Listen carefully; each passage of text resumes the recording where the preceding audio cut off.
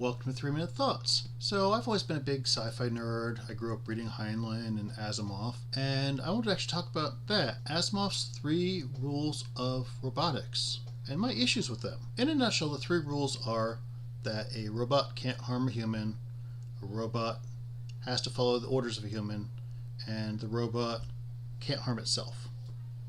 Fairly straightforward. There is a big glaring problem though. I mean, besides like the minor problem of like what exactly does it mean to harm, he does a whole bunch of good stories that cover these topics.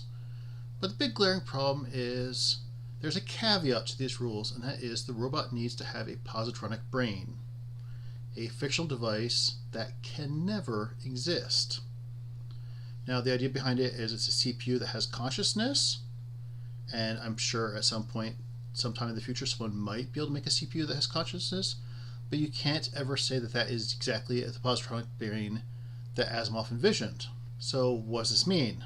Well, really quickly, it's pointless to even think about these rules for robots. It's very silly speculation. Okay, but what if instead we retooled these rules with tool in mind, and instead of saying that these are about robots, we said that these were tools or devices that are designed by people? And so how would the rules read then? A tool or device designed by a person may not injure another human being or through inaction allow a human being to come to harm. A tool or device designed by a person must obey the orders given to it. And a tool or device must protect its own existence. So why do this twist? Why do I say this? There's a lot of safety regulations out there, but they're mostly aftermath thoughts. Something bad happened, let's put this regulation out there. And a person designing something would usually do it the cheapest and easiest way possible. And the safety regulations, I don't think they would put into place unless they're forced to by regulations.